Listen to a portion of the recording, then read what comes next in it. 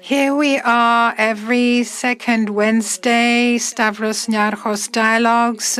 Welcome those of us who are watching us live via the internet.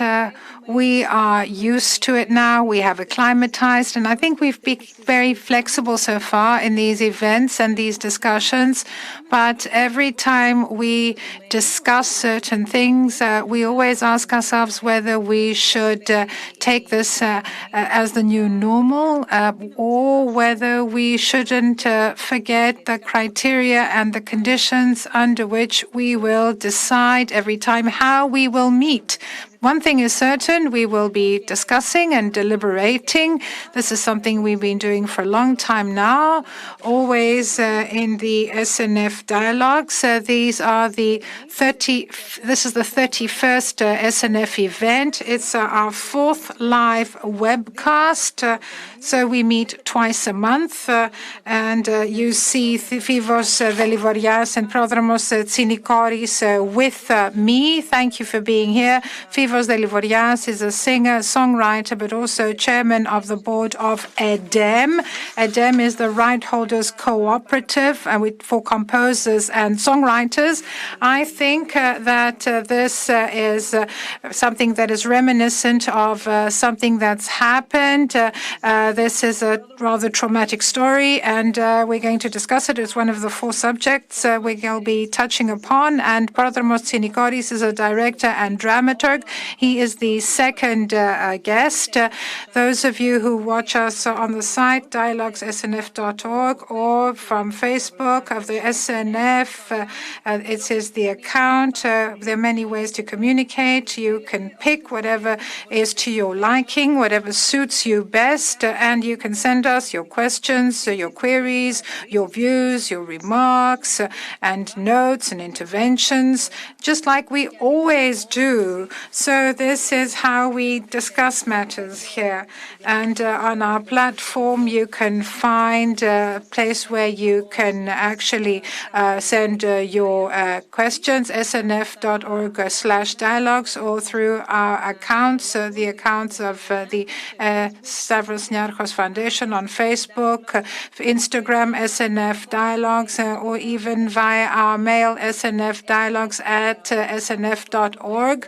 We watch everything very closely, and it's not just us. There's a whole team that watches everything that's happening, and we're here, we're connected, we are tuned in, we keep our distances, but we are still close to one another. So we will continue to discuss what's happening around us. Before we get down to the nitty-gritty, before we actually move on, I'd like to say we have many people who are sending their message on this matter today, and it's not a current matter. It's not something that only is of interest to us now. So let's watch a video, and I'll be back shortly. Thank you very much.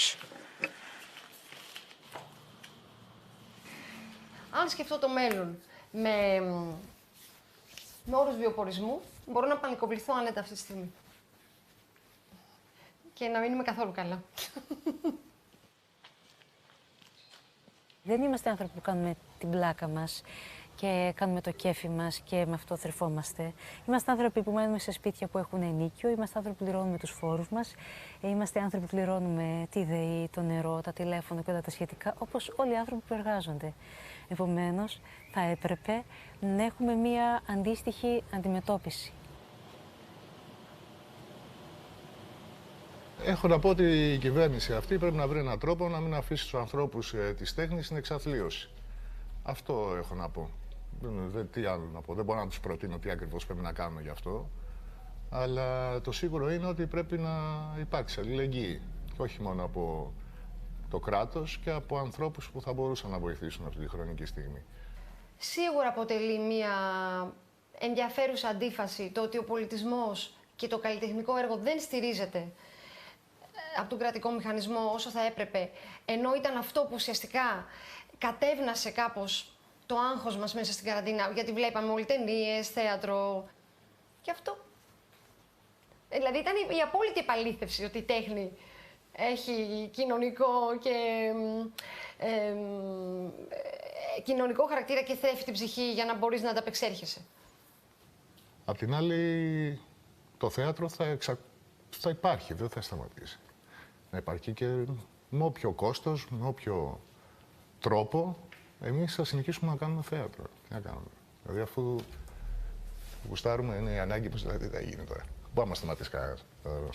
Όπως και να έχει. Δεν... So we actually started from where we had stopped last time in our previous discussion on the economy, but also the penultimate time when we were talking about infodemic and so on and so forth, and these two, if you like, poles, these two extremes. So this specific video, which we just watched, and we heard Vasiliki Sirma, Mastina Maxouri, she's a musician and actor, and Mr. Bisbikis, who's an actor and director. This was shot in the Parondes project. I won't say much about it. It's already out there in the public domain, public space, and in 14 municipalities in Greece. But now let's look about the aftermath of this easing, if you like, of the restrictions and the lockdown measures. So now we have started meeting with people, professionals. We've talked to people from different sectors. For example, tourism sector, that's a huge subject for discussion, and it will be the next subject we will be debating on in SNF Dialogues. So there are a lot of people who are worried, who are anxious about what's going to happen, and not only about the present, but also about the future. And we're talking about the near future. So we're trying to record all these things. So we see that a lot of people are actually taking note of what people working in art and culture have to say. So let me now cut to the chase. Let me start the discussion with Fivos and Prodromos. I will speak to you and call you by your first name. I want to do so. I do so when we speak off, if you like, the air. But I think we've lost our contact, our connection with Fivos. We'll try to restore it. So let me say we count on the internet nowadays. The internet is everything to us, but we were able to enjoy a lot of artistic content and enjoy art via the internet. And Vasiliki Sirma mentioned it. We were hunkering down at home. We were indoors. Sometimes we were on our own.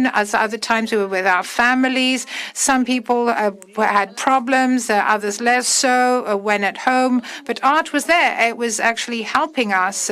So the first question I'd like to ask to Fivos and Prodromos is where exactly do you pinpoint the problem? Where does the problem lie? And why is there this need for today's discussion and today's meeting, today's webcast?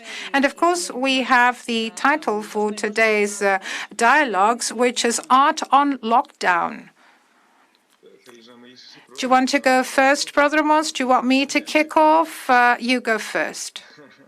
Okay. I think that one of the first problems that one can understand from the videos we watched was mentioned quite aptly by Christina Maxouri, that we artists are people just like everybody else. There is a primordial instinct that kicks in. And remember when we were young, we were at school, and sometimes when you were a dreamer or a bit of a clown, or if you had some special skills that made you stand out from the rest. So if you were artistically inclined, so to speak, it's as if you were not actually taken seriously. They thought that you don't take life that seriously, but that's not true. We know that artists are professionals, they're citizens, and they're very active citizens, just like everybody else.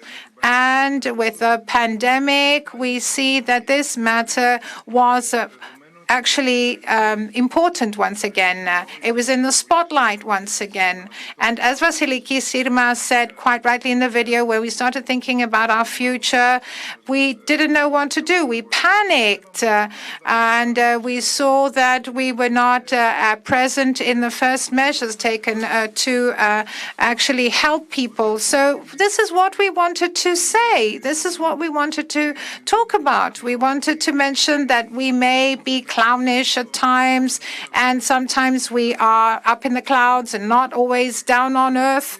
But we are not just dreamers. We are professionals, and we need to be protected against the impact of the pandemic. And I think this is the main theme of the video that we just saw. And this is the first thing that we realized when the pandemic broke out. But I think that this has also got to do with others, like the various players, if you like, when it comes to art and culture, and the need to redefine our role. I agree with what Stavros said. I'd also like to point out and to underscore the fact that cultural areas, if you like, even before they were closed down officially on the 12th of March. So all these cultural spaces had already been hit hard by the pandemic. There are a lot of people who said, people are not coming to the theater. They're not coming to the events. We are not selling many tickets.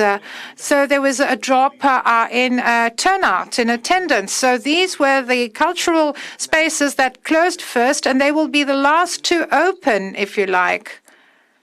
Sorry? And how will they open? That is another question. Well, there is no information on what's going to happen in closed spaces. We have this green light for archaeological sites and outdoor spaces from the 15th of June and so on and so forth. But what about those closed spaces, indoor spaces? There's a big question mark. I think that the Culture Minister talked about an occupancy rate of 40%, that 40% of the space could be taken up.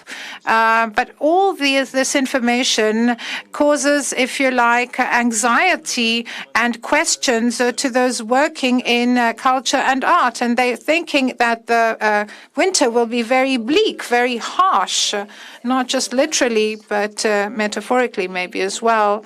Now, I have two questions I'd like to ask, very different from one another. So the first question is, how is it possible, no matter how unprecedented the crisis is, and of course we all have our own role, and I think that we all facing this for the first time, and of course with different tools and different knowledge to battle it and to combat it. But here, what we saw is a need, a general need, and I'm talking about the people working in art and culture, a need for them to have a voice and for their voice to be heard. This is something that we will discuss at length later on as well. But let's say that this is one of the ways to promote our country through art and culture. It's not just history. So I think culture is part of the Greek identity. It's part of our identity. That's true. You're absolutely right. As I previously mentioned, we didn't want to be in the spotlight. We didn't want to say that we're the only ones to suffer. We know that a lot of other professions have been hit very hard by the COVID crisis. But it's that nobody had actually done something to protect us. It seemed that we were not being protected or covered. And this is why we decided to stand up. And you know that a lot of people know many artists, but behind them are workers, art workers, like a whole army of people helping in order for everything to happen. And we're not talking about parasites. We're talking about people who are equally important to the front man, the person you see. This was the second question I would like to ask. So let me just mention the following. When somebody goes to a live concert, starring Fivos Delivorias, or when somebody goes to the theater to watch a theatrical performance by Prodromos Tsinikoris. So you see one thing, but what about the multitude of people working tirelessly behind the scenes, those people who work hard and contribute greatly? So how many different types of professionals do you have? Well, I panicked first for my associates and then for myself. So then I saw, for example, when the outbreak was felt, that my colleagues could not get the stipend, they could not get the money that was going to be given to other professions. And we heard about the second wave of COVID-19 in the autumn, and that made us think that maybe we won't go back to work till next year. And then all of a sudden, I'm not talking about the composers associations, but people like me, well, we organize concerts, and I have to think of the people who work in these concerts. So I talked to my friends who also organize concerts, and we're talking about people of the trade and how they could be best protected.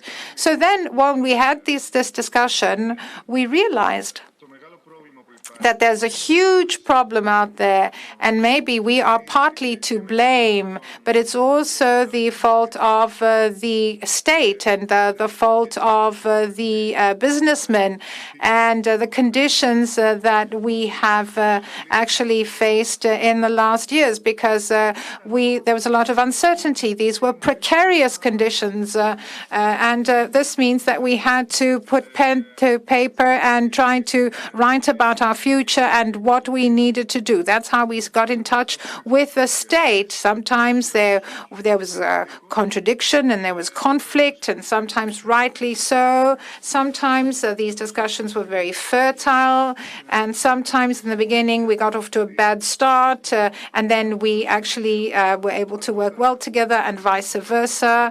This really doesn't matter in the end. If we manage to survive, and I'm talking about this year, and I'm talking about all the sectors of art and culture. So if we manage to stand on our feet, then we can start protesting or actually congratulating others at the end when we see the end result. But we see that that's how the whole discussion started. Concerning theatre, where I work, let me add that most people have no idea about the preparation of a performance. Most people know the actors with who they are in direct communication, and they may know a few directors, with all respect, of course, for other professions, but this is what most people know. Now, what is at stake today with the closing of the theaters, for example, and because of the uncertainty? You know, it's not just about the actors or the directors. There are many other professions at stake. Electricians, costume designers, ushers, etc., etc. Yes, ushers, as you said, the cashier, the cleaning staff, everyone. The journalists who do culture. If there's no theatre, they have nothing to write about. Bousdoukou, yes, indeed. They have literally nothing to write about. There are no news. There are no productions. So culture reporters have no object. And this is the case since last March. I hope they still have some employment, because they are a very important link in our work. There's a very important relation. Critics, for example, and actors. Bousdoukou. Let's try to better understand the context and the labor relations in particular. We're not going to become specialists, of course, but in recent months, and in view of the recent debate about culture, the art people, and the crisis, I think this is something that Prodromos said earlier. We still wait to see what the plan is for closed spaces after autumn. We know that there are so many theatres in Athens, and we are lucky to have so many theatres, but there are many small theatres, which is an issue. Still, we get the idea. But small theatres with a distance of 1.5 meters from each other. Now, the art people have said that a special fund should be created, or that theatres should receive special grants. And I think the ministry increased some subsidies from 1 to 2 million. Are these real solutions? Is this the way to follow? Is this a solution for our society? Will this improve on the previous situation with all its problems? Will this help actors and all other professions? Yes. Well, the unemployment fund could be a solution if we knew that we will not be able to work for a long time. Yes, it's a proposal which should be studied more carefully.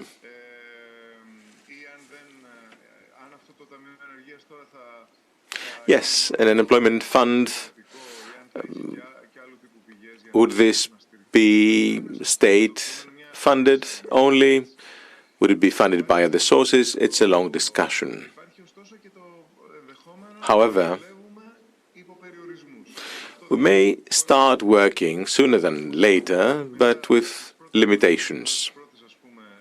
This is what we heard some time ago. It was the most plausible scenario. So we keep following the various announcements. I think the situation is still problematic for the art community.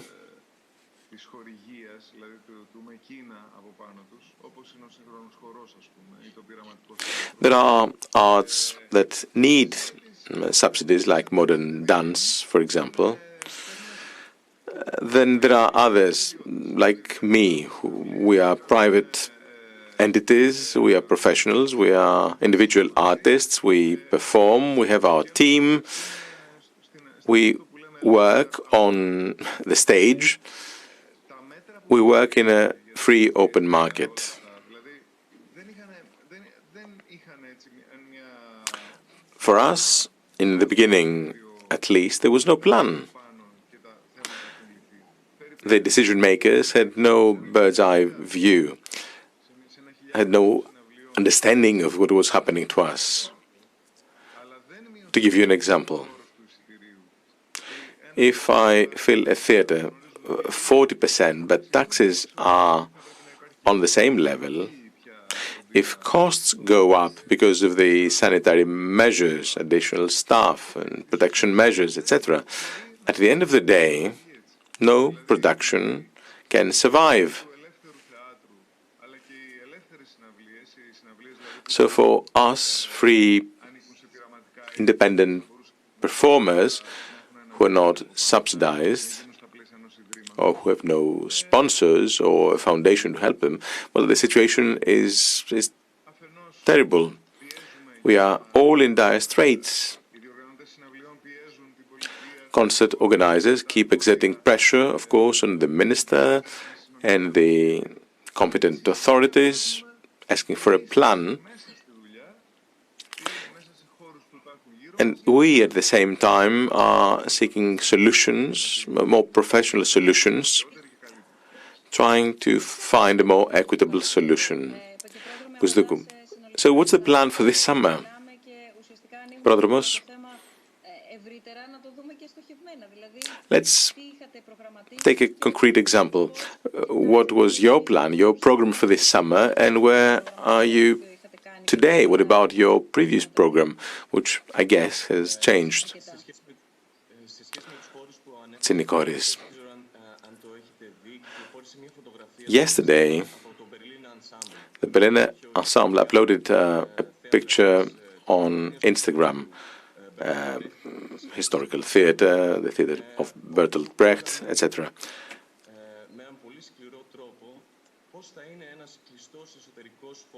They showed us what an empty theatre looks like.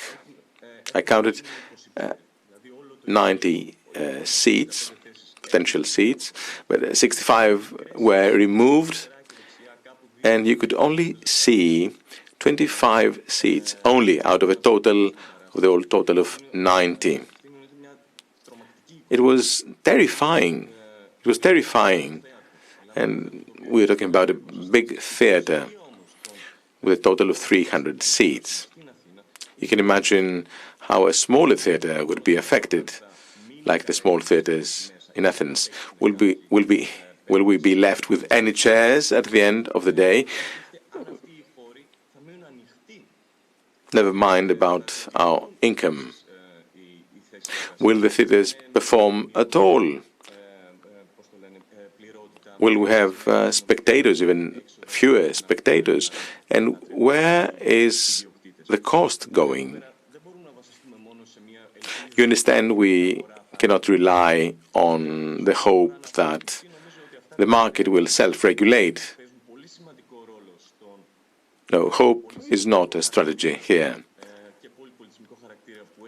What about the multicultural character of our society when all these theatres and spaces close down? And to try to answer your question, I was to direct a performance in the context of the Athens and Epidaurus festival. This has been postponed for the following summer, for next year. The Livorias. Concerning my art, you know, some of us were better known or who can secure a good number of tickets. We will be able to work with certain theatres, or the city of Athens will put at our disposal spaces for free. Not that this is a perfect solution, but we might be able to really work. But is this the case, or can this be the case for younger artists who usually perform in front of 250 people? You know, there are few, but these are very important people. These are the young people who will support a young artist. So what about these young people? Well, they can play at the garden of the Numismatic Museum, a small area. But if these spaces are not available, these young artists are lost. They will not be able to support their own artistic production, or they will have to succumb to terms and conditions dictated by major artists or operators. We have always been in a crisis in these last years in the music industry. And in the past, the problems were about recordings, studios, etc. Now it's also about live concerts. Bousdoukou. I try to open this discussion with two artists, you, Stavros Niarchos and Prodromos Tsynikoris. Of course, we do not and we cannot cover all arts. although the problems are rather common. It is difficult for arts to flourish in Greece, that we know.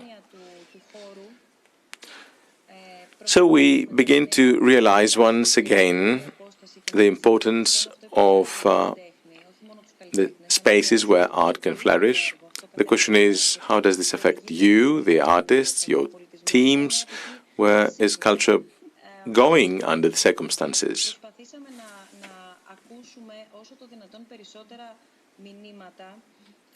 So when preparing this program, we tried to put together the views of managers of cultural organizations, directors of festivals or other cultural series of events. Some of them we know since our childhood. All these are part of our identity. The Athens Festival, the State Theatre of Northern Greece, the National Theatre, the Kalamata Dance Theatre. Dance in Greece, for various reasons, did not enjoy lots of success. However, Kalamata managed to become a destination for dance, for modern dance. And several festivals have been quite successful, with very different profiles, with different types of management or production, planning, programs, etc. What I'm trying to say is that we will watch a video now featuring managers, heads of festivals or other events. We asked them a series of questions. The first video, for example, is about the implications, the direct impact on human resources. Because irrespective of the art, we know that a long series of professions have to work in a production. And then we asked about the financial impact. So this brings me back to what I said earlier, that there are many different gears here. Art evolves in various different speeds.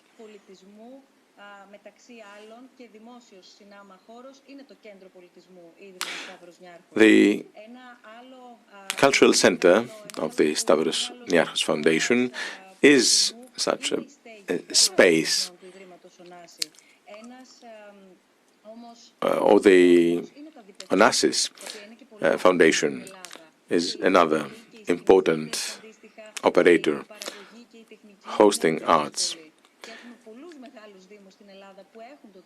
The cities, the regional theatres are important actors here with the long history for decades now. So what I'm saying is that this video was an ambitious one. We have not encompassed all possible views, of course, but we tried to collect as many views as possible.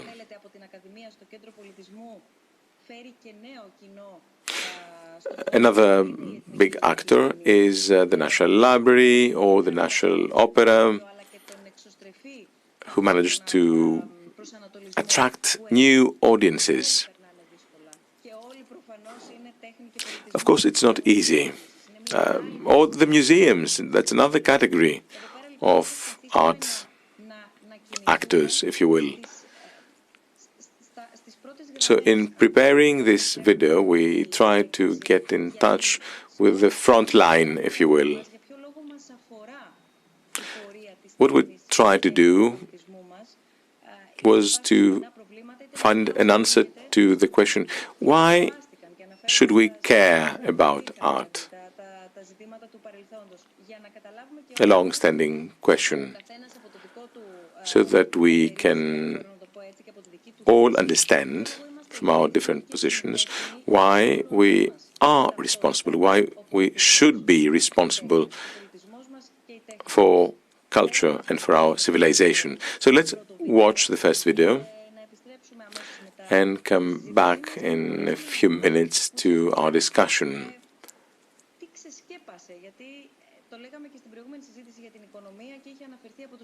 So what was new during this crisis? Apart from the financial aspects, of course.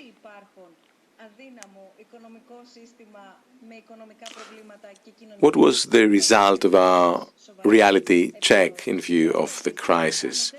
This is the main question. In some cases, we realized that some problems are not problems of today. They were there even before the health crisis. Let's watch the video.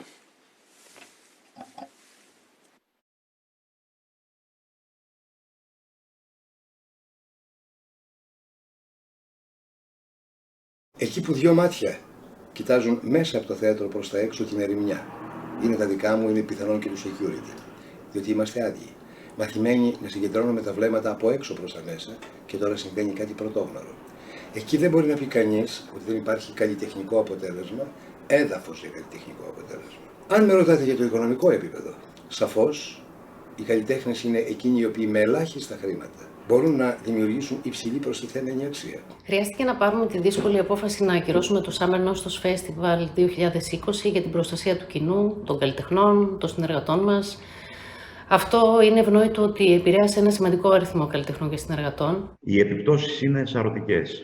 Οι ηθοποιοί, ας πούμε, δεν μπορούν να αγγιχτούν, οι αίθουσες δεν μπορούν να γεμίσουν, η τεχνική υποστήριξη των παραστάσεων θα απαιτήσει υπηρεσία εφευρετικότητα, από τη στιγμή και που μέρος του προσωπικού μας ανήκει στις ευπαθείς ομάδες. Θα χρειαστεί να λειτουργήσουμε αποκλειστικά σε ανοιχτούς χώρους, ειδικά διαμορφωμένους για τα μέτρα ασφαλείας, γεγονός που αυτό αυξάνει το κόστος παραγωγής. Θα έχουμε σκηνές με λίγους θεατές λόγω των μέτρων και ίσως και κάποιες οδηγίες για την ερμηνεία των χορευτών επί σκηνής, που ελπίζω για το δεύτερο να βρεθεί μια άλλη λύση, γιατί χωρίς ελευθερία κίνησης και επαφής δεν γίνεται χορός. Οι επιπτώσεις είναι τραυματικές.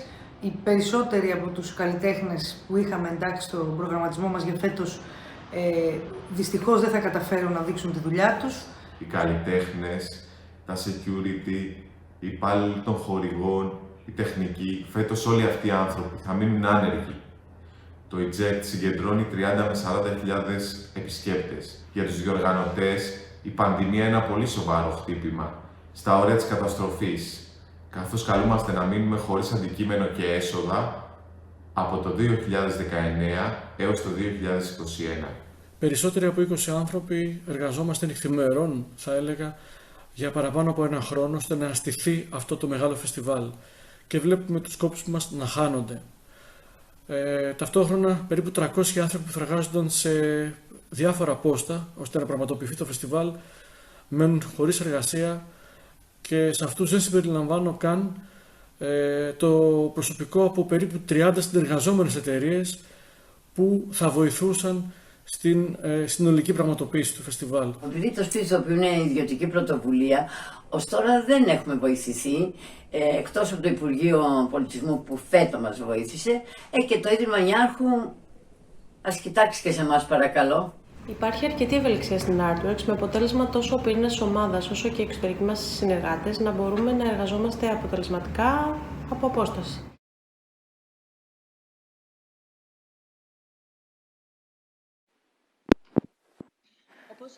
As I was saying here, in this video, we heard people serving different types of art, different forms of art, different organizations with a different profile, festivals we've been going to, and we were actually waiting, we were looking forward to this summer with all the concerts, the Athens and Epidaurus Festival, which will be completely different this time.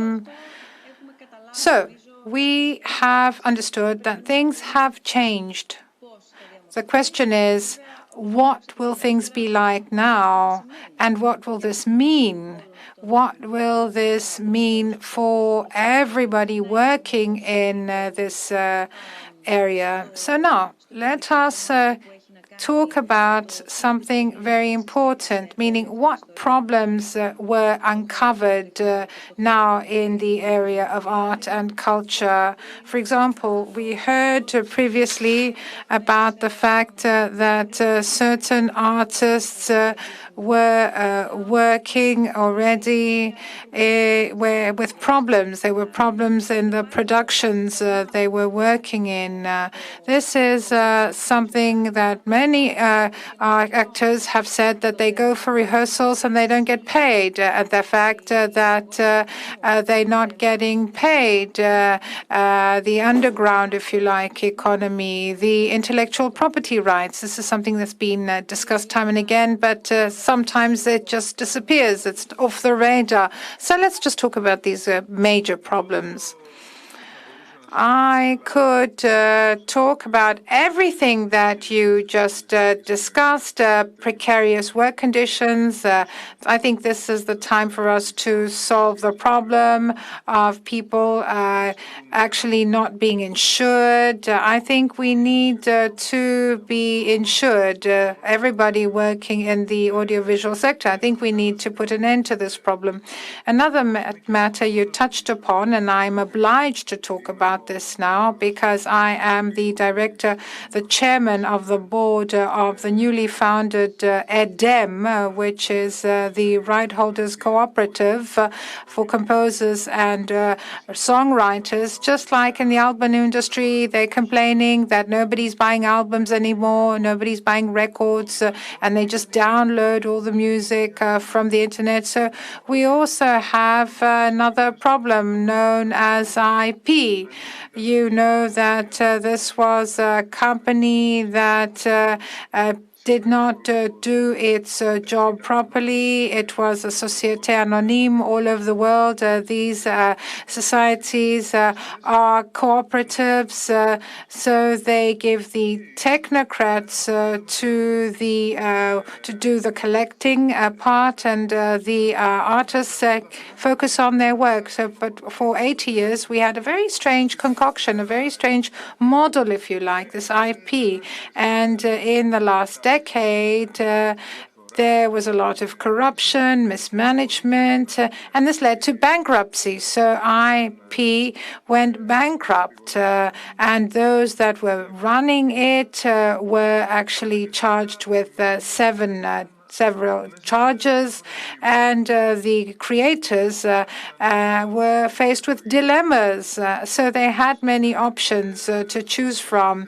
So then they decided unanimously, or by majority, if you like, so the creators, the music creators, composers and songwriters decided to start from scratch and found a healthy CMO, a robust one that will be able to transfer all the data from IP. And this is very important in order for the collection of intellectual property rights, of royalties, but it also wanted to bring things together because it was a fragmented, if you like, area. So now I hope we've come to the last act of this drama, because we were able to unanimously appoint a general director in this new CMO.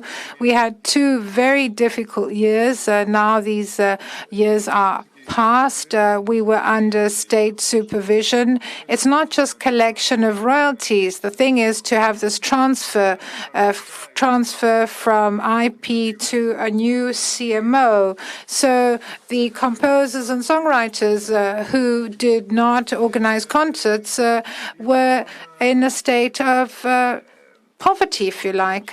They went hungry. So we unanimously appointed Mrs. Luca Cazzelli as the general director of them, of our CMO. So now we have to roll up our sleeves and do a lot of work. And we happen to also have the pandemic at the same time. So we're trying to create a healthy structure where there will be good governance. We're trying to merge all these different groups together because there is another CMO called Αυτοδιαχείριση, so we want to become one. We don't think it's good to have two CMOs, and we also want to actually go to the users and see how we can collect the royalties, because they've also been hit hard by the pandemic. So this is a very difficult, if you like, a thing to do. And we will try our best, of course, as long as we don't have all these fights, if you like, because there's a lot at stake. So the question is, why didn't this happen before? I think it's self-evident what needs to be done. And another question, what are the challenges now? What are the risks now? Because now we know that them has received an operating license. So why are you afraid now? Well, there are many risks out there, many dangers that we're faced with. I think that the source of our revenue, the raison d'etre, if you like, well, it was like a mismanaged, if you like, village which fell apart, which crumbled. So it's as if a fire broke out, and then you see that there were many interest groups, both national and international, that tried to actually get a foothold and to exert influence in the new, if you like, situation. So are the artists to blame for this predicament? Well, I think it's rather misleading to say that. It's the same thing that happens with huge financial crises. So people are to blame. It's not just the banks. And also, let's not forget that a lot of people were not insured. They were getting paid without paying taxes, and so on and so forth. And so a lot of people didn't know, of course, what was at stake, what collecting royalties meant, and until we found out exactly what the situation was, we were at each other's throats. We were fighting with each other. And ego, well, I think an ego is a side of our character. It's part of our character, but sometimes it's not that nice. I think, though, that we've come to the last act of this drama, as I said, when it comes to them and the CMO. But if the big users help us, for example, ERT already did something which is praiseworthy. The management actually managed to give the money that it owed in order to help us during the pandemic, because there was money owed to us. But we are talking to the government now. We are in discussion with the government in order to actually help all CMOs, not just CMOs related to music. I think this will save at least 10,000 families. And let me point this out. As I said before, I'm talking about young artists as well. Young artists. Well, I think that there's a similar problem, meaning we have those who wrote the songs that we sing when we go on concert. I happen to write my own songs, but sometimes I also do remixes. I actually take other people's songs and slightly change them, but most singers sing other people's songs. They don't write their own songs. And, you know, sometimes when you watch TV, morning shows, for example, you hear a lot of music that has been composed by specific composers and songs written by songwriters. And the only way they can earn an income is by collecting royalties. And this is something that exists the world over. In my humble opinion, and I'm watching all this carefully as a person who listens to music and understands that there's somebody writing the songs that I listen to. And also as a journalist, when I've looked into the matter, because as I said, this is a long story. It goes way back in time. So I think that financial, if you like, stipend or a boost, money that can be provided will be used so that these people will stand on their feet and survive. But the state needs to protect the artists. There needs to be an umbrella, some type of protection, so to speak. I heard about the French Ministry of Culture and the measures it took to protect its artists, and the Dutch Ministry of Culture as well. So they did something to protect artists in these difficult times. Yes, it's our legacy, says Anna-Kynthia Bousdoukou. But CMOs, well, what do CMOs do? They have a register of people who wrote even a single song. But in this way, they also have the digital archive, if you like, of all Greek songs. This is very important, and it needs to be protected accordingly. And even though we're trying to raise awareness so that the state can protect the songwriters and composers, we know that any support was limited, and sometimes there were delays and problems and obstacles in our way. But I do hope this time that there is some sensitivity shown by the state. The state wants to help. Many colleagues of mine have worked together. They have supported our efforts. And sometimes we see that there were some half-hearted efforts to cause problems and discord. But I think that these cases are isolated because it's as if it's not, if you like, realistic. It's as if someone wants to open up a record company by himself or herself. No, I think we need to protect our intellectual property rights, and we have to stand united. Prodromos, would you like to say something at this point? Maybe you'd like to add something now. In relation to the umbrella, the protection that can be provided by the state, we won't say that it's necessary. But let me also give you an example. In 2011, for 7 years, up until 2017, there was no state aid to the theater and to dance.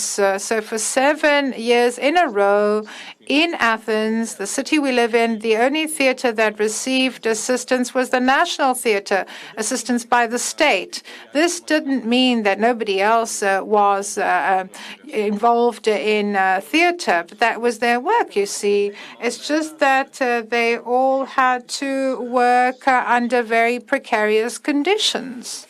So there is some responsibility there as well. So when an artist asks an assistance of 30 to 30,000 euro from the ministry, and he says, look, I've got 10 actors, I need 30,000, 40,000, and instead of that amount, the ministry gives him 10,000.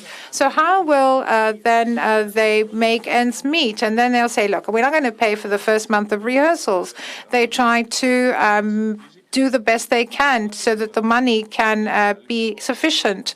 So there are a lot of problems that have come out in the open. There's a lot of seasonality as well, meaning you don't know what you're going to do in 3 months' time. You're working now, but you don't know what you're going to do in a couple of months' time. This is something you don't see often in other professions. And then you also have different relations. For example, you can be paid by the hour, you can be paid by the month, you can be paid by issuing a receipt, and so on and so forth. Bousdoukou, is anyone listening to you? Even now, at this stage, this difficult situation, after all these changes of governments, ministers, authorities, etc., etc.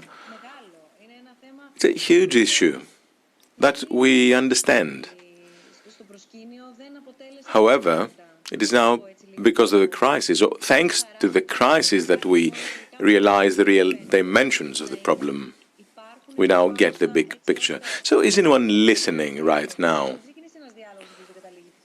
to at least start the dialogue, hopefully a fruitful one?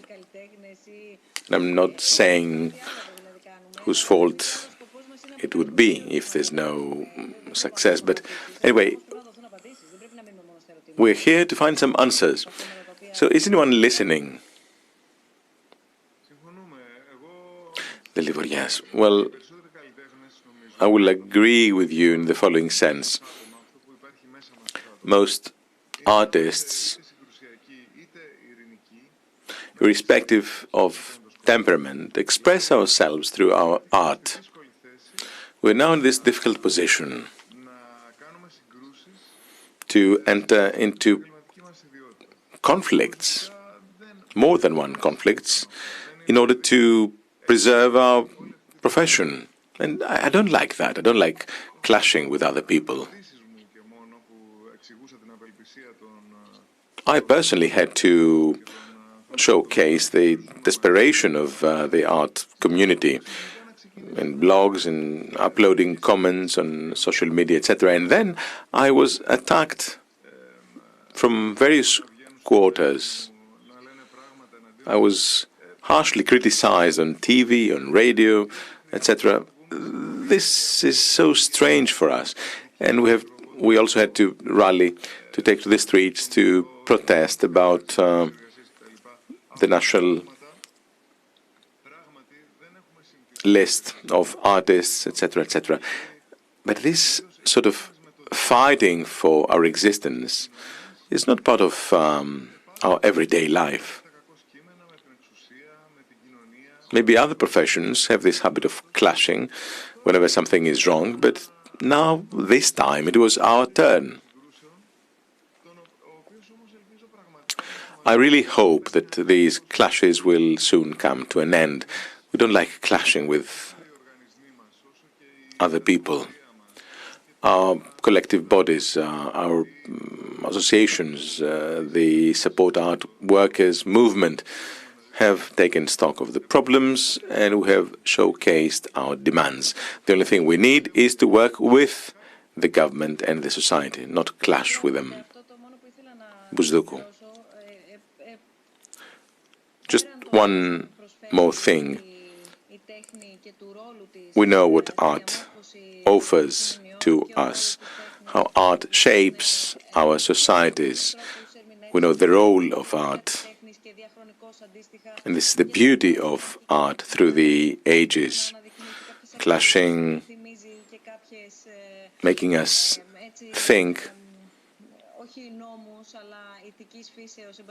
raising ethical issues. This is art. Criticizing politics, criticizing art itself. But at the end of the day, you are professionals. It's not a hobby. You work to make a living. So let me repeat this word. You are workers, right? Yes, correct. Absolutely correct. Sinikoris. No, there should be no confusion here.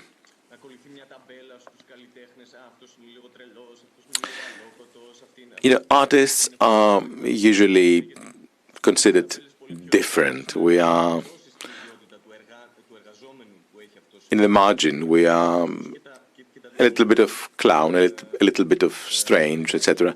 And then people are surprised when we take to the streets to demand this or that and to protect our rights. Yes. Yes, exactly. Plus, more often than not, we have traditionally been represented by others who negotiated on our behalf. So what is happening is new. So yes, we are professionals, we are workers, But the interesting thing here is that in this case, we sat down together, we took stock of the problems and tried to find answers in a business-like manner. So I'm optimistic that thanks to this new entity managing intellectual property rights, we will succeed. That was a very important step. And we should, I don't see any reason why we should be clashing with others. As I said, we can work with others. Bousdoukou. Is there real cultural policy from the state, or is the piecemeal approach, depending on the government, the minister, etc.? Well, this is a problem in Greece. There's no continuity. We have a change of government, of even a minister, and then suddenly everything changes. Take the intellectual property rights. Since 2012, I've met 12 different ministers of culture, and there's no continuity. The government changes, the minister changes, the heads of all organizations change, everything changes. There's no continuity in the Greek state, let alone now during the pandemic. Sinikoris, in recent days, the ministry has announced some actions funded by the ministry or by the National Theatre or the National Theatre of Northern Greece, etc. You might have heard of the 80 actions providing 12,000 or 16,000, I think. And then there are actions in archaeological sites and so on and so forth. But these are emergency measures, and these will cater for a small, relatively small or very small number of workers. And as I said, this is limited in time. What about next autumn, next winter? We need funds for research, for rehearsals, for studies. Never mind about dance. Dance is totally absent of this list of the ministry.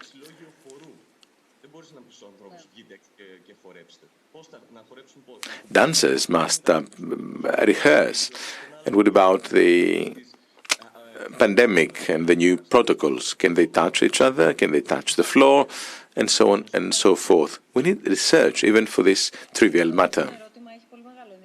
Bousdoukou, the next question looks to me very interesting, and it reflects harsh reality. As you said, there's no cultural policy, and there's no policy for exporting the Greek cultural product. Or there's no plan for cultural tourism in a country no other than Greece. What about cultural tourism, a country with so many festivals? What can we do about that? The fact that culture is invisible for the state. This is a comment and a question at the same time. Sinikoris. Let's not be pessimistic. No, we should keep asking from the state. We should keep presenting our demands. The more we ask, the more we get. Yes, precisely. I agree. The coronavirus emergency made the state to mobilize concerning health to start with. They took care of the national health system, and they should have done the same for the art people, and they should also have done more in order to export our cultural product. You can tell me, and what about the foundations, donors, etc.? Bousdoukou.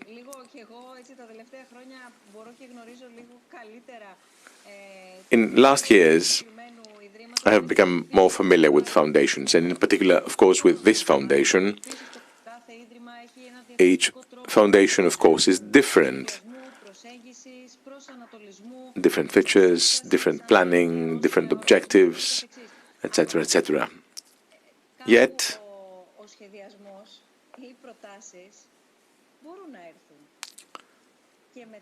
they all have a plan.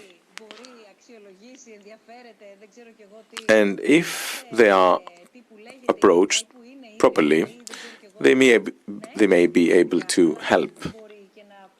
But the foundations are there to help, not to play the role of the state.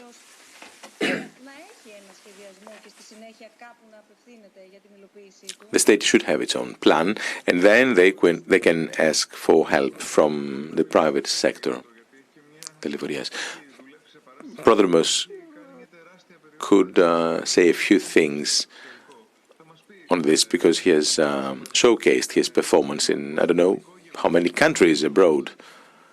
So, is this feasible? Oh, take a Greek film that gets an Oscar. Remember Vasilis Kekatos? He was congratulated supposedly by the ministry. Remember his reply. But let's give the floor to Prodromos, who can tell us more about that. Tsinikoris. For all this, we need long-term planning, and long-term planning is not possible under the circumstances, especially when we have a different government every 4 years. That is why government should decide jointly that we will not just make decisions about 4 years. In France, we have ONDA, the national organization supporting the dissemination of French culture abroad. Well, we could do something similar and also work on importing culture, importing French theatre, for example. In the last, I don't even remember how many years, all this simply did not exist. Now, recently, after the Onassis Foundation started getting involved in culture, things started changing on the basis of a nice plan. They made decisions about the next 10 years, for example.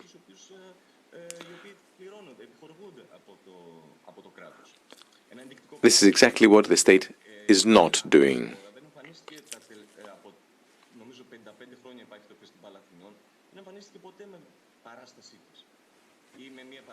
We also miss Greek performances in the Athens Festival of all festivals. For decades, this has only started changing in the last 2-3 years. Something mobilized. So when there's no support, when there's no plan, when there's no continuity, the results will be very poor, of course. Bousdoukou. The difficulty is the word you mentioned, continuity. And, continuity is not sexy. When you dissolve something, when you destroy something to replace it with something else, of course, this is more impressive and more attractive, but not necessarily more effective. Now, is there any coordination among artists to have your professions recognized? Are you together? Is there any joint effort here? Yes, this is the answer is yes. That's how I met Prodromos. I met Agis Xafis I met dancers, directors, theatre directors. That's how we met on Zoom during the lockdown, and we tried asking questions to each other to coordinate. There are various associations, you know. We got to know each other again, singers with technicians, actors with costume designers, etc., etc. Even the rally on Syntagma Square attracted all artists from all walks of life. And that was an important step forward. That's why I said, remember, in the beginning, I'm optimistic despite the difficulties. It is difficult because of the coronavirus, but I'm optimistic because all the wrongs of the past can now be addressed more easily because we are together, and all artists will help as a whole. Now let's ask you about the future, what you think about the future, and whether every crisis is not just problems. A crisis can create new things and give birth to new things. Now, in the last 2 months, we've heard about art, people saying that art actually arises out of the ashes. The greatest works have appeared at a time where there was a crisis. Is this a realistic approach? Of course, we're not trying to change history. We know that this has happened in the past, but is it realistic nowadays? Can something great artistically come out of the crisis? Can art be revived now at this time of crisis? Now, in the next video, which we will now watch, we'll see the artistic directors, the different organizers that have responded to our invitation. So we see in the video that they talk about the presence of the audience, of the spectators, and the role that the audience plays. We see that we have actually now adjusted what we do. We use the internet. We see that art was offered via the internet and quite generously. And we see that we were able to remain standing thanks to art. This is something we all needed. But we also have the role of the audience, because the audience has a role to play. It's the other side, if you like, because we have two sides. So let's see what the artistic directors and all the other people have to say. And they've sent us their questions to certain questions. And then I'd like to hear from you, Fivos and Prodromos, about the role of the audience. And Prodrios said something about 40%. That a venue could only be occupied by 40% and not fully occupied. Θέατρο χωρίς κοινό, αφού για το κοινό παίζουμε. Τις αντιδράσεις του κοινού βλέπουμε. Και όλες οι τέχνες, αλλά το θέατρο ειδικά, θέλουμε κοινό. Οι τέχνες και οι καλλιτέχνες έχουν στο DNA τους την εξέλιξη και την προσαρμογή. Παρ' όλα αυτά, χρειάζεται τροφή για να ανθοφορήσουν, και η τροφή τους είναι βέβαια το ζωντανό κοινό. Είναι έξω από τη φύση της τέχνης η μη ύπαρξη κοινού.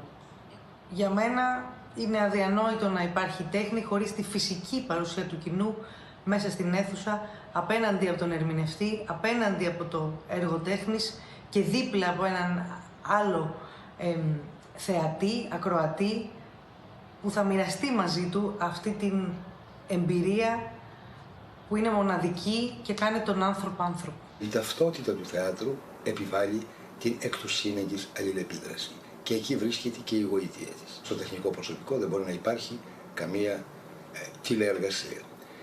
Στο διοικητικό προσωπικό και στις διοικητικές λειτουργίες, ναι, έχουμε κάνει ένα άλμα αυτές τις μέρες του κορονοϊού στο ζήτημα της τηλεπικοινωνίας. Να μας μείνει ως πρίκα. Αυτό που είναι σημαντικό κάθε φορά είναι να είναι επιλογή του καλλιτέχνη το πώς θα δείξει το έργο του, γιατί αυτή η επιλογή από μόνη της αποτελεί κομμάτι του έργου. Θα πρέπει λοιπόν να μην είναι μια συνθήκη επιβεβλημένη και βίαιη προσαρμογή στον ψηφιακό κόσμο, γιατί τότε αυτό που θα αλλάξει τελικά είναι το πώς προσλαμβάνει το κοινό συνολικά την τέχνη. Η φυσική παρουσία του κοινού είναι απαραίτητη σε ορισμένες μορφές τέχνης, όπως οι συναυλίες, ο χορός, το θέατρο. Για άλλες μορφές τέχνης, όπως η λογοτεχνία, ο κινηματογράφος, η γλυπτική, τα video art, οι online δημιουργίες, δεν είναι. Ένα έργο τέχνης απευθύνεται στο κοινό πάντα και κουβαλά την ελπίδα μιας συνάντησης και ενός μοιράσματος. Δεν κάνουμε τέχνη για την τέχνη. Χωρίς το κοινό δεν υπάρχει τέχνη. Στις παραστατικές τέχνες χρειαζόμαστε τη φυσική παρουσία. Το έργο συνδημιουργείται και εξελίσσεται με το κοινό. Για τους περισσότερους καλλιτέχνες, η φυσική παρουσία του κοινού αποτελεί πηγή έμπνευσης και δύναμη δημιουργίας. Με την απουσία του κόσμου χάνεται ένα πάρα πολύ μεγάλο μέρος της ουσίας και της δυναμικής τους. Οι επαγγελματίες του πολιτισμού και οι καλλιτέχνες έδωσαν το θετικό παράδειγμα πρώτοι για το πώς μπορούν να δημιουργήσουν και να στηρίξουν την κοινωνία κατά τη διάρκεια αυτής της δύσκολης περίοδου. Βλέπουμε λοιπόν ότι οι τέχνες αυτή τη στιγμή προσαρμόζονται σε μια νέα κατάσταση και αυτή η κατάσταση δεν θα είναι προσωρινή.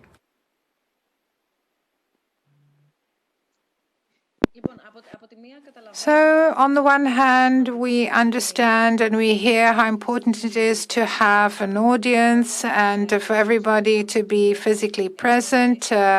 For example, actors, technicians, and the audience. But in the past, we've heard actors saying, for example, that even if we didn't do well tonight, it was our duty to still go on stage and play, even if we only had 3 people in the audience, even though the turnout was very low. So, where does the truth lie? A lot of actors said, oh, today there was a great performance because I liked the audience. I've heard this many times. Yes, we had a great audience, or today we performed badly because the audience didn't help at all. So it's the audience that does matter when you have theater, dance, and concerts. So we see that they like co-creators. The members of the audience are like co-creators. They take part in what's happening and help shape it. It's different in the case of the cinema, because when the lights go out and the film is on, you just watch the screen when you're a spectator. You don't see what's happening around you in the film house, in the cinema. But what I noticed, for example, is sometimes I could only look at a screen. Of course, the lights didn't go out. I didn't actually share anything with anybody else. I'm talking about what I saw on video. But I missed the other members of the audience. I always like watching reactions of other people. Why are people laughing? Why are they moved to tears? Why was this person moved and so emotional, whereas I didn't feel anything? So I like watching what's happening around me. So there's a sense of community when people get together to talk or to watch a work of art. This is a community, People get together and they talk, and sometimes they don't talk, they just listen. So I am optimistic because this is a need. It's a deep-seated need that people have to create a community and be part of a community and work with others and talk to others. So I think that, again, if all goes well, we will be back to a normal and will function the way we did. I agree, because sometimes we have fantastic concerts, but we also have music performances. I may go and play 7 times on stage. It's like a music scene, and I may play 7 times the same thing on different nights. But it's not always the same. You play one day, and the next day it's different. And sometimes my mood is different because there's a girl sitting in the front row, and she's reacting so positively. Or sometimes there's a young man sitting somewhere who's singing along, and sometimes I don't remember some of the words and he may remember, so that's good for me. And I've been to Poria, the theater Poria, and I've also been to the Onassis Culture Center, and I actually watched these, if you like, cases. There's some arts, says the speaker, that are more therapeutic for the soul.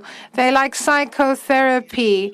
It's what society needs. It's a psychotherapy, not as individuals, but as society. When you watch a series or when you listen to music wearing your headsets, you're on your own.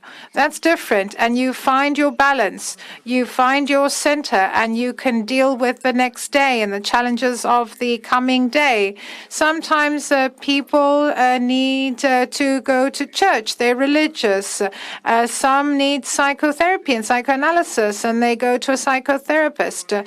So art plays such a role. So a concert, a live concert, a theatrical performance, well, this is given to a group of people, community. So if things get worse, and because of the coronavirus, we won't be able to congregate and to experience a live concert all together, then I think that many people on a mass scale will have psychological problems, and these will be inexplicable, and maybe there'll be violence, and this may be due to the fact that they can't get together as a community and experience these concerts. So I think that previously we heard somebody talking about experiencing a live, and somebody may have said, I went to an unforgettable live concert, and I may have watched the same band before. I may have actually been to the same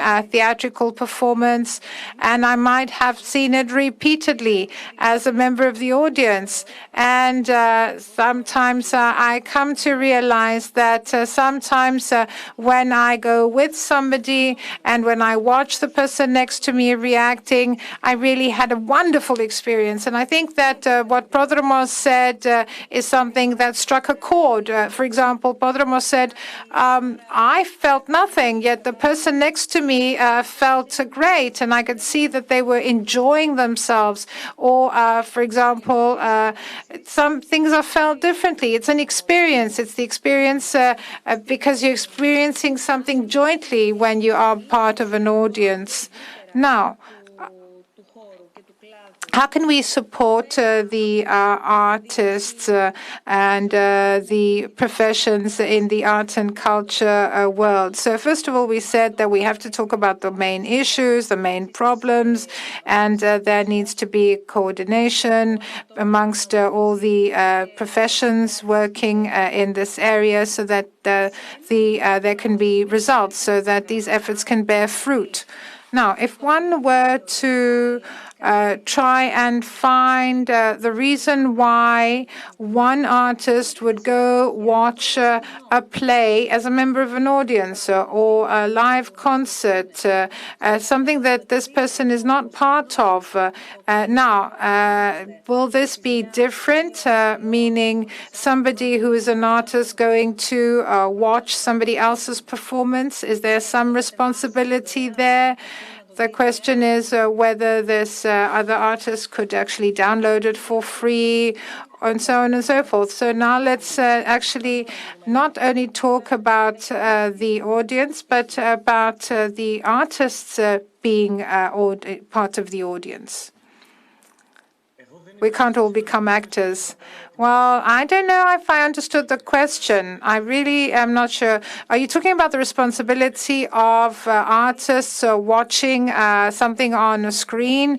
No, aren't you also part of the audience? Don't you watch? I watch 150 theatrical performances per year. If I don't listen to a record, I can't write a song. It's inspiring, if you like. It inspires me. So I am listening to other songs. So is there a responsibility? And I'm talking about the responsibility that artists have to support their profession, and not to support just their own work, but the work of fellow artists. Now I understand the question. I think it's also got to do with an invitation. Quite often there's an artist who has friends actually playing elsewhere, and sometimes they want to be invited, they want to get a ticket, an invitation, and I'm sure that sometimes, and I'm addressing Stavros, they say, oh, could you give me an invitation? Can you offer me an invitation? And this also has to do with the fact that many people working in our culture are not rich. They're not affluent. They don't always have the money to buy a ticket. So sometimes they want free tickets. I used to be in the experimental theater, and I held a senior position, and I was constantly invited to many plays, but I couldn't actually pay for all these tickets. It was too much of a challenge. But I might be a special case, but I'm saying that some people may not be able to go and pay €60, meaning to pay 3 times 20, 20 being the price of a ticket, to go and watch a play. And we know that a lot of artists want to share with others what they have created. So they will try and share it amongst as many people as they can, even if they offer it for free. Well, maybe this is now a criterion, meaning the fact that it is free. And this was my next question, too. So let me read it out. I'd like to ask a question about the fact that there is an excess of free cultural material and artistic material. What would the impact be for the artist as a unit, but also for culture as a whole? So sometimes people actually take it for granted. They say, oh, arts and culture should be for free. Particularly on the internet. Internet offers us everything very generously. So if there is no framework, if there is no regulation, we'll see that things will change very, very quickly. Many may say, oh, well, in the past, it was for free. Why shouldn't it remain free? Or I'm going to stick with what's free. I'm going to watch anything that's offered to me free of charge. And I'd also like to finish by saying that, of course, I'm not asking the self-evident, meaning we know that some people may not be able to afford a ticket and then they'll be offered a free ticket. That's one thing. And I'm talking generally about whether I have a free ticket means I will go, and if I don't get a free ticket means I won't go. Should that be the criteria for me to go or not to go? Stavros Niarchos. I can't hear you now. What did you say? But also talk about the question that was posed, because I think it's an important question. It's what I was saying about records. When you give material content away for free, take Napster, etc., this is a tremendous development. We closed down the record industry because no one was willing to pay. And then there's profiteering. But before that, let me say that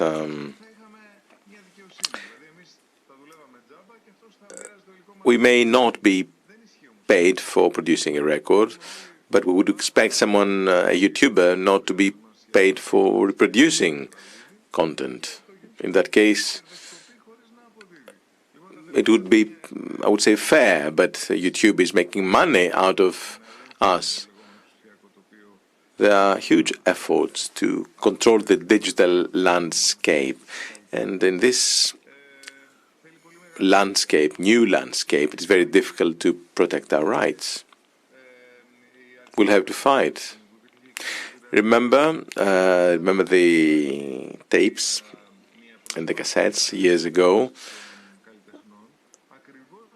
we were victims of exploitation because of the anarchic copying from one cassette to another.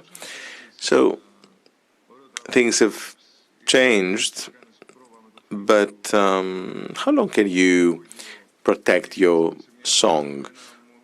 How long can you afford not to publish a nice song that you composed with your friend? No, you want to expose yourself. You want to showcase your production. So the question is not to go backwards, to try to defend, to close on ourselves. The question is how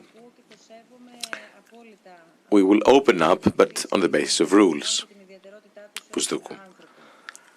Yes, you were saying that you have a twofold nature. You are artists, but you are men and women and workers. You are sensitive people. Well, there are sensitive people also elsewhere. What I mean is that there are good people around. I hope we can meet them, but there are the others who cannot meet these good people. There may be artists who are just beginning their career, who are more isolated, who are deprived, who have no other choice but to offer their product for free at the end of the day. Is there any protection for them, or will they be left in the gutter forever? Can we build a new framework of equality for everyone? Is that possible? Yes. I'm not sure. Again, I'm not sure I have understood your question. Well, it was a comment, rather. I was saying that you cannot just or only rely on artists and their sensitivity. Yes. I basically said the same. Let me give you a simple example. Frageta became known playing and recording their songs at home with a couple of guitars without any sophisticated sound equipment. And their work was shared through MySpace and YouTube, and they became extremely popular. They could not wait to disseminate their work, and that's what they did. That was for free, yes. But this is the digital landscape. There's no protection. Neither the governments nor the companies have done something in this direction. They're not really eager to help artists. So this is a new form of ars povera that is produced precisely to be recycled, reused all the time in the digital world. From an artistic point of view, this is fine. From a financial point of view, it's a disaster for the artist. But take another example. If you wanted to, suppose, to create a big band, or you want to record a record like in the 60s or the 70s, is there protection on the web? No. That's what I tried to say. I'm not sure I'm answering your question, if I got it right. As I said, it wasn't a comment or a question. It was something between the two.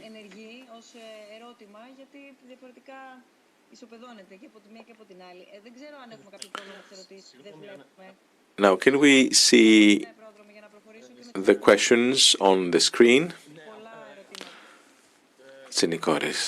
The only thing I would like to add to what Fivos said is that our society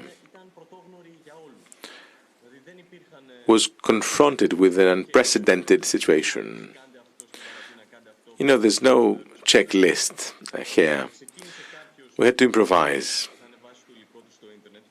Someone, at some point in time, uploaded his or her work on the web without thinking of the value of his work.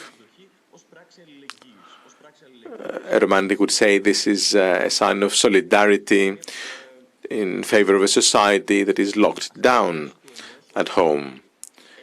This created a snowball effect, and more people started to want to share, either because they are good, sensitive people, or because they want to emulate the example of others, and this created a paradigm. This was a first, of course. One could say that this was a mistake, yes, which led to the oversupply, to the excessive supply of content, which is irrational. If you can choose among 10 performances or 1,000 performances on a certain day, it's exactly the same. You cannot watch 1,000 performances. So I was saying that next time we will be different. We have learned our lesson.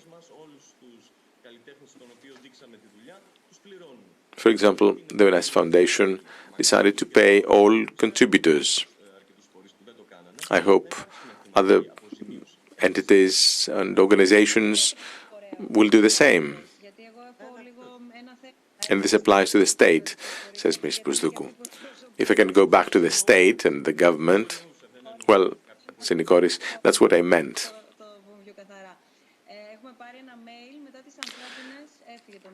There was an interesting email. Where is it? Can we put it up again, please? Support art workers. Anyway, another email. After our livelihood, culture is the most important asset for us. This is not taught these days. It's something that you either have or you do not have. Well, this is a comment, it's not a question. Thank you very much for your email and your comment. Next message on our screen from Support Art Workers. Is this teamwork or opportunity for promotion? Yes. Well, I think this is an associative effort. This is team effort. I don't think anyone tried to promote themselves more than anybody else. No, I don't think so. Actually, those who stood head and shoulders above the others had the best arguments, the best vision. Those who were heard at the end of the day, not because of any narcissistic intentions, they had, as I said, the best things to say. Tsinikoris, I will agree again with Fivos.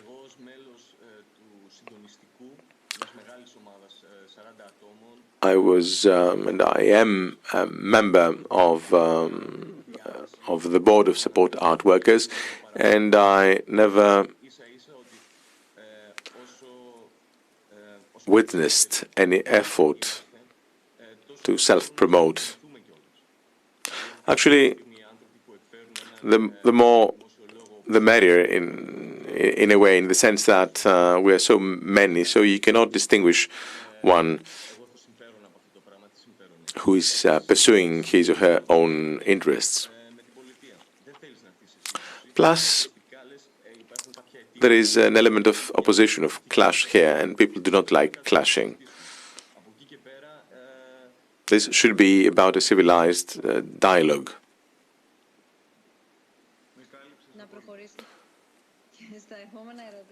You said what I wanted to say, Prodromos.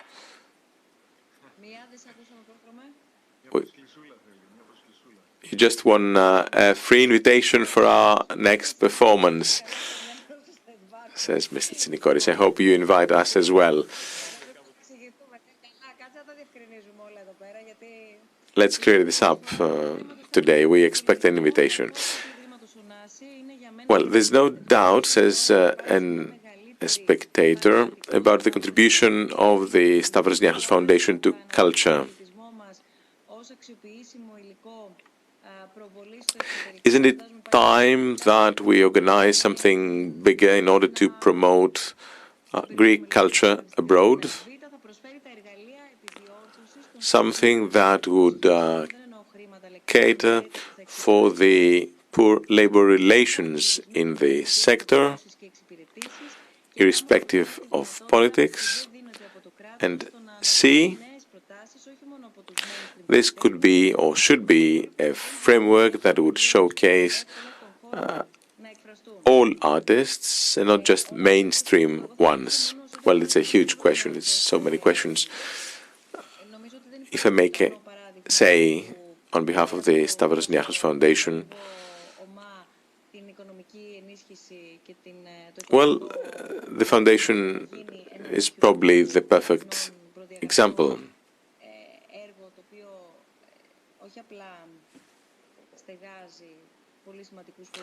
We're not just a family fostering artists. We are at the same time a public and a private space, a private initiative, but a public space. We have worked for so many different governments to make this happen. We created the foundation and the cultural center in the times of the crisis, and make no mistake, I was not here at the time.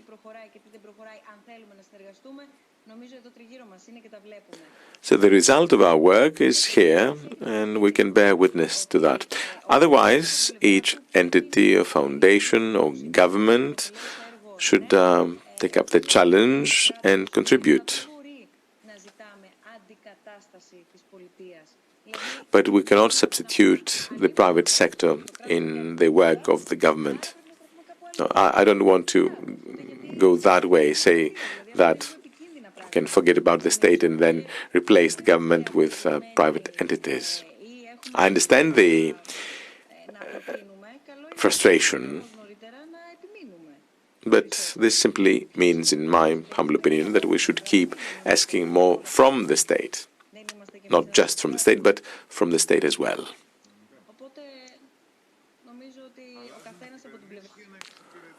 The Livorias.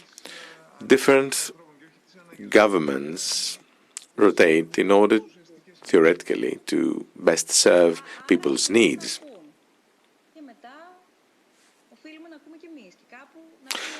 Bousdoukou, and governments should listen, should lend their ear to the needs of people, but governments and the private sector should work together, the Livorias. So to interrupt, this is not a matter for government or opposition. It's not about politics. It doesn't have to do with what our political beliefs are. We're not enemies or friends of any government. No, we have specific demands for very specific reasons, period.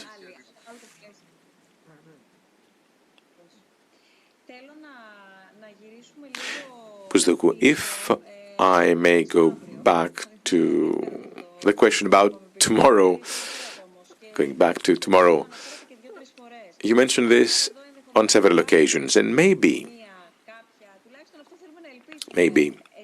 there is hope here, there is optimism. This is not about window dressing. You know, we're doing a reality check here. We're not dreaming. But my question is this. What is the way forward? What is the success story of tomorrow? We have raised this question, we have put this question to our audience. So, what is your take on this, Phivos and Prodromos? Οι τέχνες ακμάζουν όταν ακμάζουν οι καλλιτέχνες. Για τους περισσότερους χορευτές η περίοδος που διανύουμε είναι μια περίοδος βαθιάς ανησυχίας για το παρόν και το μέλλον τους. Ήδη όμως με τις υπάρχουσες προ-κορονοϊού συνθήκες είναι εξαιρετικά δύσκολο στην Ελλάδα να βιοποριστεί κάποιος ως καλλιτέχνης από την τέχνη του. Κάποιες μορφές τέχνης, όπως οι μεγάλες συναυλίες, μεγάλες θεατρικές παραστάσεις ή όπερα, απαιτούν μεγάλα ποσά. Άλλες όχι. Πάντως είναι δεδομένο ότι κάποιοι καλλιτέχνες, μάλλον ταγμένοι καλλιτέχνες, με λίγες τυπικές εξαιρέσεις, ζουν μόνιμα ζωές στέρησης. Οι καλλιτέχνες όμως, και αυτό πρέπει να επεδοθεί, είναι επαγγελματίες οι οποίοι βιοπορίζονται από την τέχνη τους και είναι εκείνοι που έχουν την ικανότητα να αφουγκράζονται όσα συμβαίνουν γύρω μας και να τα μετουσιώνουν δημιουργικά. Και παράλληλα, εκείνοι που μπορούν να καταλάβουν τη βαρύτητα των πραγμάτων και να θέσουν και αέρια ερωτήματα. Ωστόσο, για να φτάσει η έμπνευση να μετατραπεί σε ύλη, χρειάζονται χρήματα. Και οι καλλιτέχνες είναι και αυτοί επαγγελματίες, εργαζόμενοι, οικογενειάρχες, με επιθυμίες, με ανάγκες. Όταν αυτές δεν ικανοποιούνται, επηρεάζεται όχι μόνο η διάθεση, αλλά και η ψυχική υγεία, οι σχέσεις, η καθημερινότητα, επηρεάζονται τα πάντα. Ακριβώς όπως συμβαίνει στους εργαζόμενους οποιοδήποτε κλάδο. Πολλοί καλλιτέχνες κατορθώνουν να αντλήσουν έμπνευση ακόμα και από τις σκοτεινότερες και δυσκολότερες περιόδους της προσωπικής ζωής τους, αλλά και της ζωής μας γενικότερα. Από την άλλη, οι οικονομικές συνθήκες παίζουν τεράστιο ρόλο παγκοσμίως πλέον και επηρεάζουν τις ζωές όλων των ανθρώπων που ασχολούνται συνολικά στο περιβάλλον των τεχνών. Οπότε αυτό είναι δεδομένο ότι καθιστά λίγο πιο δύσκολη την δημιουργία υπό αυτές τις δύσκολες συνθήκες. Θα επιμείνω να αντιδιαστήλω την οικονομική παράμετρο από την καλλιτεχνική δημιουργία. Ναι, αναμφισβήτητα είμαστε σε θέση, σε εποχές περισυλλογής, όπως προανέφερα, να κεφαλαιοποιήσουμε όλη αυτή τη δραστηριότητα, όλη αυτή την ευαισθησία την οποία συγκεντρώνουμε. Από τη στιγμή που οι τέχνες αυτή τη στιγμή βρίσκονται σε καραντίνα, οι άνθρωποι αντιμετωπίζουν τις τεράστιες ελλείψεις σε παγκόσμιο επίπεδο πολιτιστικής στρατηγικής. Η πανδημία θα αφήσει ένα χρόνιο αντίκτυπο στην οικονομία του πολιτισμού και δεν εννοώ μόνο στη διαβίωση καλλιτεχνών και πολιτιστικών οργανισμών. Ο τομέας αυτός καλείται να δημιουργήσει, καλείται να προστατεύσει και να διασφαλίσει τα δικαιώματα της ψηφιοποίησης, του περιεχομένου και της ελευθερίας της έκφρασης. Οι καλλιτέχνες επαναπροσδιορίζουν το έργο τους και τη σχέση τους με το κοινό και ήδη τα δείγματα που έχουμε δει είναι εντυπωσιακά, είναι πολλά υποσχόμενα. Θα κλείσω με κάτι που έλεγε ο Μάο. Μεγάλη αναταραχή, θαυμάσια κατάσταση. Νομίζω ότι σε τέτοιες εποχές η τέχνη πρέπει να ανθίζει και ανθίζει. Μην ξεχνάμε ότι με τον πόλεμο γινόταν οι ωραίες παραστάσεις. Γιατί αισθανόμαστε ότι πρέπει να κάνουμε μέσω της τέχνης να ανθίσει και η οικονομία και όλα. Οπότε μέσα από την τέχνη θα σωθούμε.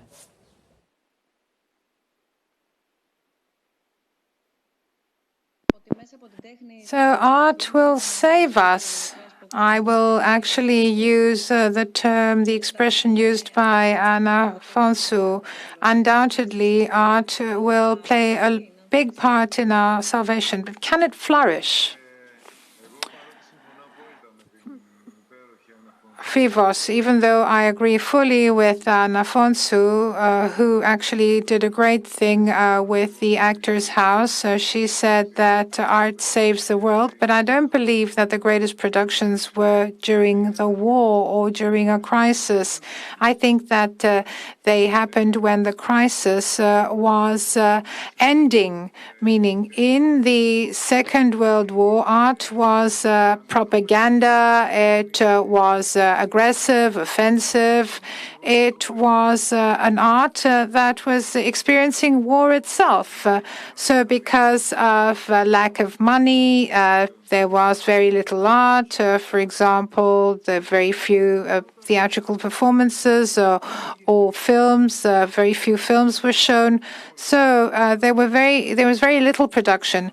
But in the aftermath of the war, when people started going out, we had neorealism, we had early rock, we had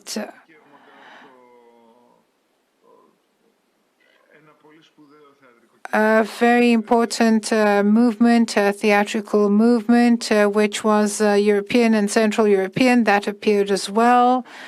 So I think that right now we are still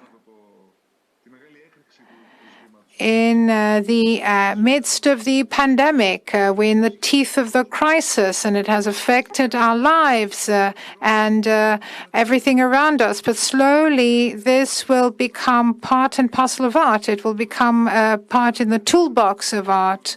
So just like when after World War II, there were electrical devices and electricity started coming, and it was in people's homes. And then we saw that art started depending itself on electricity, and we saw that we had electric guitars and all these other things that needed electricity in music. So just like that back then, this is what we'll do now with the pandemic, when the pandemic is over, when it's behind us. But even though we sometimes take on things that may be negative for us, for example, being on lockdown is negative, at least for me, and I'm sure it's the same for many people. And I don't want there to be many traces and many wounds, festering wounds, left after the crisis is over. But I think that artists always want to set people free. This is what art does. It liberates us. So even though we may use electricity, for example, we again want to be free spirits. We want to be free as souls and free physically. And I think this is what will make art flourish in the coming years. We have to try to overcome the restrictions that have been imposed upon us by the pandemic. Prodromos.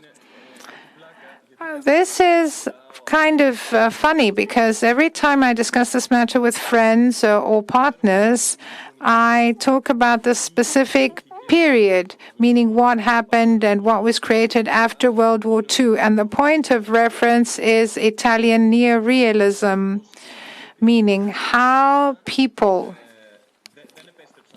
did not go back to the old normal. They actually created something new thanks to the experiences they had. This is one of the reasons, or the main reason, why art exists, meaning when there's social injustice, they rise up.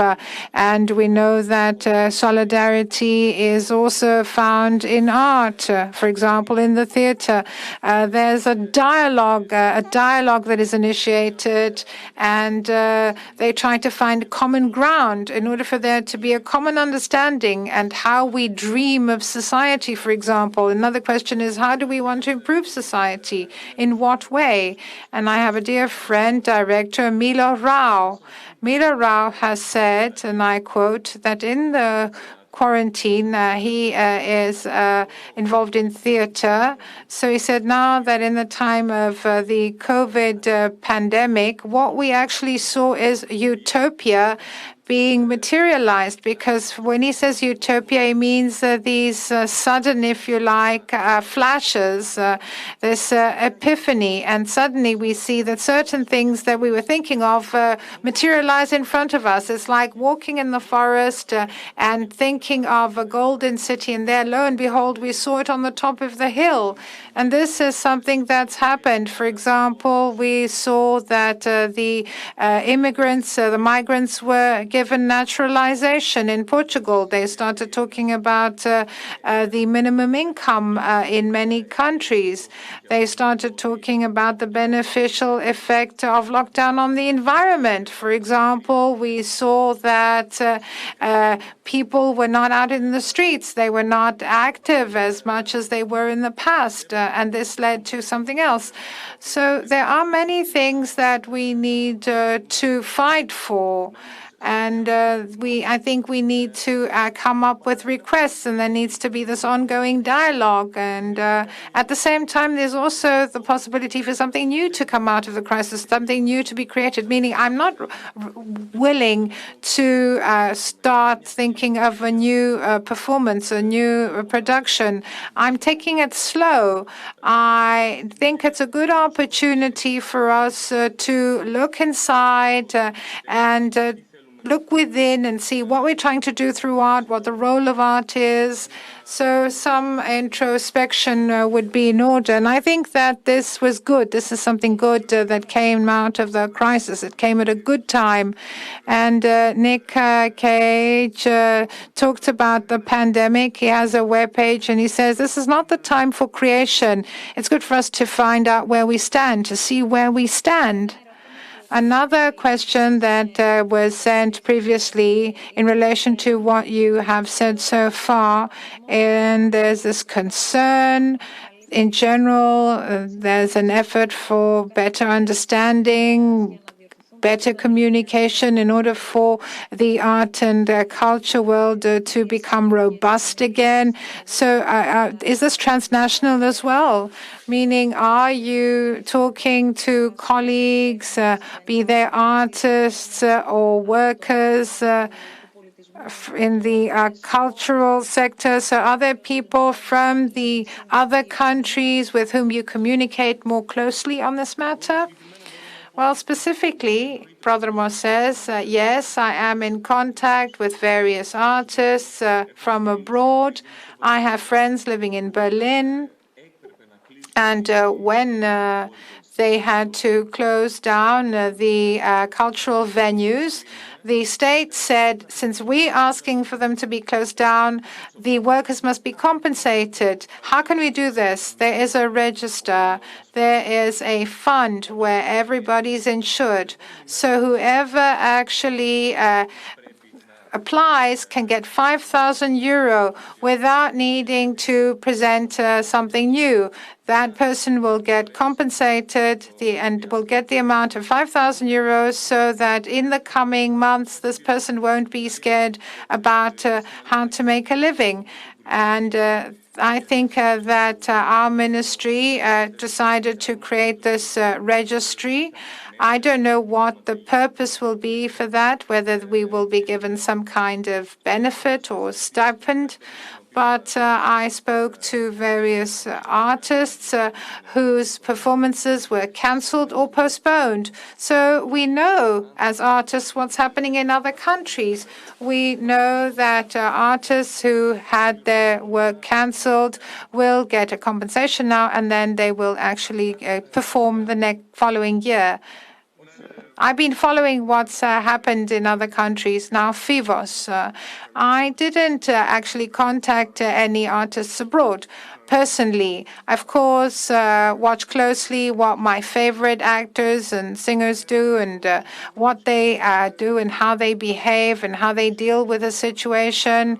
But I received actually letters. I was also checking the programs of other ministries, culture ministries in other countries. I just wanted to see what was going on in order for me to understand how we artists can ask for things and how we can actually make requests vis-a-vis the state, for example. This is another question. It's from Facebook. In other European countries, the entities supervising culture are independent from the minister, and the strategy they actually forge is long-term. For example, Arts Council England.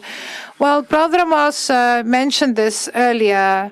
I spoke about Germany because I was born in Germany. I grew up in Germany and I worked in Germany. Germany is a paradise. If you're an artist, you can apply to many entities. You can apply to the municipality, the Länder, wherever you are, or at the central government. And these entities are not supervised by the government. They're independent committees, 5-member committees, 7-member committees, and then they get to decide who will get money and who not. So it's very easy to receive funding. Of course, you might say Germany is a much richer country than Greece. It's very easy for you to get funding in Germany. That's the bottom line. And the procedure followed is very well organized and very well structured.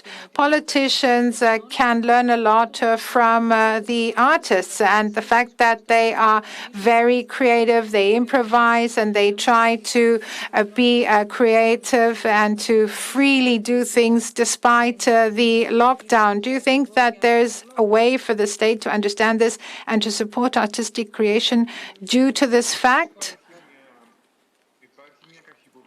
Fivos, I think there is some mistrust and suspicion on the part of the state vis-a-vis the artists, because it's what we said before. The artists sometimes are like the opposition. It doesn't matter who's in power, and it doesn't matter what the form of power is. They always sometimes, are like the opposition. So those in power don't want to talk to the artists.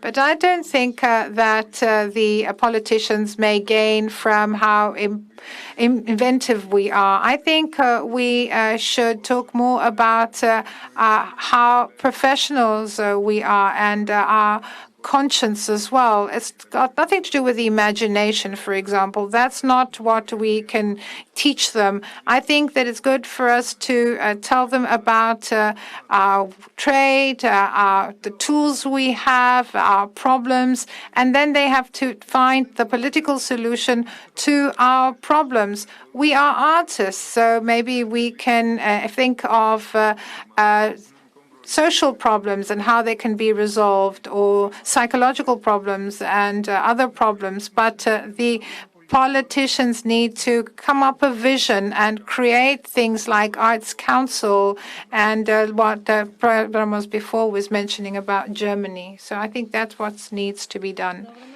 Prodromos, I don't know. I have nothing further to add.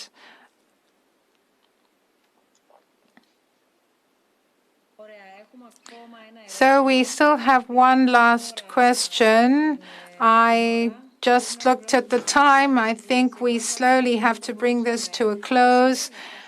This is something that happens often in dialogues, but I think we should think of the second part of a discussion, because there's always continuity. We should always think of what comes next. And since we talked about festivals and different events that are organized, and I'm talking about those who can readjust their programming and their planning. And I'd like to say that Summer Nostos Festival of the Stavros Niarchos Foundation, which is carried out every summer at the Stavros Niarchos Foundation Cultural Center and is completely free of charge. It's open to the public. It's not that the artists work for free, but there's free access for the public. And in the Summer Nostos Festival, there are dance performances, there's opera, there are concerts, there are many different activities that cater to people's needs and all age groups. We can go sit on the lawn, we can go to different parts of the park, and there are many different events taking place. And I'm also talking about the GNO, and we also have the Stavros Niarchos conference, where eminent personalities come and talk in depth about various subjects. And this conference takes place as part and parcel of the Summer Nostos Festival. So from very early on, and we found it very difficult to do so because we're talking about many people working here. We're talking about different collaborations from Greece, from abroad, working, of course, with speakers from Greece and abroad and artists from Greece and abroad. And I'd like to say that we started preparing for Summer Nostos Festival last year, and it takes a long time to prepare this, but we realized that it's not possible for us to hold it, and this was back in April, we didn't know what was going to happen. We didn't know whether people could travel or not. So then we decided to cancel the Summer Nostos Festival. Many other organizations also canceled their own events. So then we tried to see how we will manage, what we will do. And we decided that we will actually go live, and there'll be a very interesting mix, if you like, a mixture of things. There'll be a mixture of live. We're talking about performances, meaning something that can be produced live by artists, speakers who can speak live and who will actually discuss things on the internet. And we're also going to go back in time and try and see what we've done so far. And of course, there was a little alarm bell, and I'm not talking about the pandemic, but generally how we act and interact in the midst of a crisis. So we called it Retro Future. So this year's Summer Nostos Festival is called Retro Future. I think that we're all in such a situation. So on the 21st of June, the day that we would have normally started, we will start the Nostos Festival. It will last till the 28th of June, and everything will be the way it was, but differently as well. So this is the new situation. So we'll have the conference, we will have all the artists, we'll have the festival as well.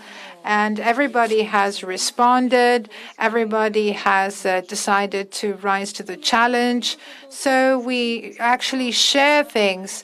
So we actually learned how to Skype. We decided to go live, to do everything live. And we also want people to be active, just like every summer. And of course, this time we'll be together as well. Now, let me talk about dialogues, Fivos and Prodromos. See, no invitation. We don't have to invite you and send a ticket because there is, the access is very easy.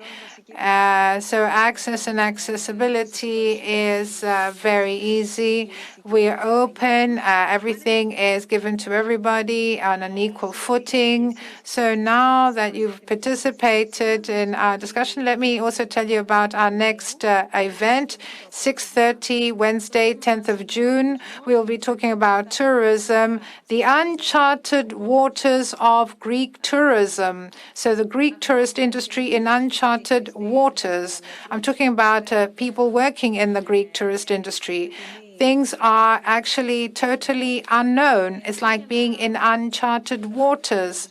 So they have to protect and be protected. And I'm talking about the public health aspect, but the Greek tourist industry must also survive. So they will do their best. And of course, we know that the forecasts are not that great. So we're talking about tourism and the new challenges. Because we're going into uncharted waters. So the next webcast will be in 2 weeks' time on a Wednesday, as usual, at 6:30. So we'll wait for you. We'll be expecting you. Thank you very much for being with us for this lovely discussion, Fivos and Prodromos, Fivos Delivorias and Prodromos Tsinikoris. Prodromos, did you say something? 2 hours went by, and I think we could talk for another 2 hours. There's so much to talk about. I will watch you. I'm going to be addicted, and I'm going to send you questions. And of course, I'm going to use Gringlish when I actually text you and send you the questions. So we will be waiting for your questions. They're welcome. Both questions and comments are welcome. I was going to say something, but you stopped my train of thought. And of course, there are 2 people here, but we keep our distances, and they're helping me with the discussion. So thank you. Thank you both, Fivos and Prodromos. I will bid you goodbye, and I will show you now one of the many videos that have come out. And we're talking about artists and art workers, and this was mentioned before. We're talking about support art workers. There are many and from many cities. And I believe that there are many others who were not able to participate in these productions, or maybe their signature isn't at the bottom of any such initiatives. But there's one thing. We have one thing in common. We're all responsible. So let's finish with a video that was shot. One was shot in Athens and one in Thessaloniki. We also have such videos from Patras and other cities, even from Cyprus. So there are a lot of people, and art and culture are an important part of our lives and are very important to us. Thank you once again. I wish you all the best of luck. And next time we meet, Wednesday, 10th of June, 6:30 in the afternoon. Thank you very much. Have a nice evening.